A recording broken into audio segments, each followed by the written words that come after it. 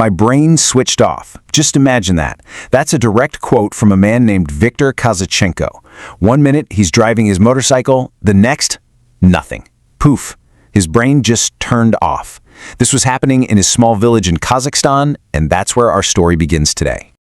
Welcome to Kalachi. For a few terrifying years, this place was like something out of a horror movie. A real-life Sleepy Hollow.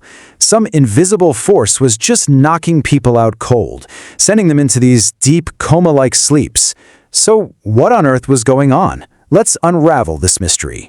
Now, we're not just talking about being a little tired here. This was something else entirely. People would just drop, and they'd stay asleep for up to 6 days.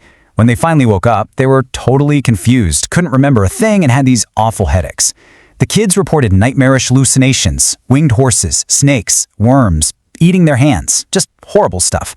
And it hit everyone, men, women, children, and here's the really strange part, even their pets. Okay, so to get a handle on this, let's just run through the timeline real quick. It all kicks off in March 2013. Over the next couple of years, it just gets worse and worse, eventually hitting about a quarter of the entire village. By early 2015, the government is like, all right, we have to get people out, and they start a resettlement program. A few months later, the scientists finally announce what they think is causing it. But you see that last date there, 2019? Yeah, the story was far from over.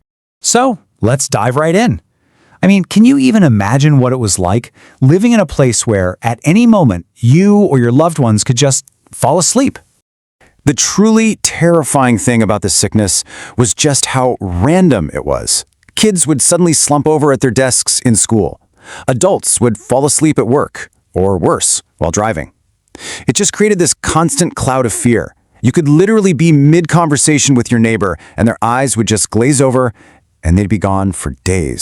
And the mystery just got deeper, because it became clear this wasn't just a human problem. One resident, 𝗓𝗂𝗏𝗏𝗏𝗏, described how her cat, 𝗏𝗏𝗏𝗏𝗏, suddenly went stupid, started meowing and attacking the walls before passing out and snoring like a person. You see, this was a huge clue. You might be able to explain away the human cases with something like mass hysteria, but not the cats. This told investigators the cause had to be something in the environment. So if it's something in the environment, where do you even start looking? Well, investigators turned their eyes to the biggest, most obvious suspect looming right next door. A ghost from the Soviet Union's atomic past. See, right next to Kalachi is the ghost town of Krasnogorsk, which used to be home to a top-secret Soviet uranium mine.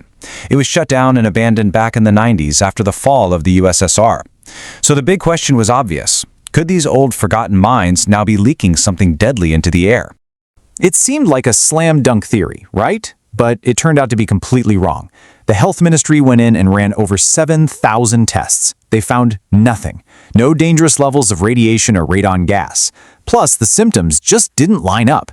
Radiation sickness causes things like hair loss and nausea, not suddenly falling into a 6-day sleep. The atomic ghost theory was a total dead end, which only made the mystery more baffling. Okay, so if it's not radiation, what is it? Scientists were stumped. They ran over 20,000 lab tests on pretty much everything you can imagine. Soil, water, air, you name it. And finally, they started to piece it together. The answer wasn't one single thing. It was a perfect toxic storm, a deadly cocktail of gases. All right, so ingredient number 1, carbon monoxide, the silent killer. Here's what was happening. When those old Soviet mines were abandoned, they flooded with water. And all the wooden support structures left behind just started to rot in that low-oxygen environment. This process was slowly producing CO, a gas that does one thing very well. It stops your blood from carrying oxygen to your brain. Then you've got ingredient number 2, hydrocarbons. These were also being released from all that decaying stuff down in the mine. And what do hydrocarbons do? Well, they can have a sedative effect. Basically, it's like breathing in a kind of anesthetic. And here's the final crucial piece of the puzzle: low oxygen levels in the air itself.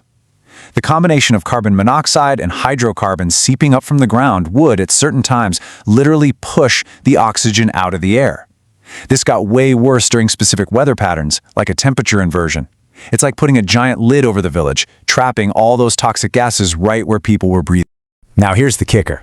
Scientists called it a classic synergy effect, and it's why this was so hard to solve. See, when they tested for any one of these things by itself, the levels were usually normal. Nothing to raise an alarm. But when all three factors happened at the same time, high CO, high hydrocarbons, and low oxygen, they created a perfect storm. This unique, potent mixture was literally putting the village to sleep. So, the invisible enemy was finally identified. But that left the Kazakh government with a huge problem. You can't just plug up a giant flooded, gas-leaking mine complex. Their only real option was to move the entire community. And this was a pretty massive undertaking. The government launched a voluntary resettlement program for all 223 families in the area, even building new apartment blocks in other regions to give them a safe place to go. But, it's never that simple. For a lot of people, especially the elderly, Kalachi was their homeland. It was the only home they'd ever known, and they refused to leave, despite the clear and present danger. Remember 𝗏𝗏, the man from the beginning? He famously said, "I'm not going anywhere. I've been here for 40 years. I'm going to die here." But for those who did move, the solution worked. It was difficult, for sure, but it was definitively successful. As soon as families got out of that toxic bubble, the sleeping sickness just stopped. 0 new cases were reported among the resettled population. That was the final proof that the problem was tied specifically to that location. So the scientific mystery was solved, and the physical threat was gone. You'd think that's the end of the story, right? Well, not exactly. Because for the people who lived through it, the nightmare left behind some deep and lasting psychological scars. A 2019 study of about 60 survivors revealed just how bad it was. A staggering 41% of them showed a low resistance to stress. The researchers described it as a state of general exhaustion. Basically, after everything they'd endured, their ability to just cope with the challenges of everyday life was shattered. And that exhaustion manifested in some really dark ways. Get this, an incredible 93% of survivors registered high levels of aggression and irritability. Even more shocking, 100%, every single person surveyed showed high levels of resentment and suspicion.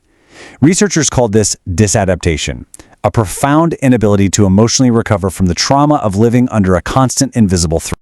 So today, the empty homes of Kalachi stand as a monument to a solved scientific mystery. The invisible toxic cocktail is understood. The sleeping has stopped. But this all leaves us with one final, lingering question.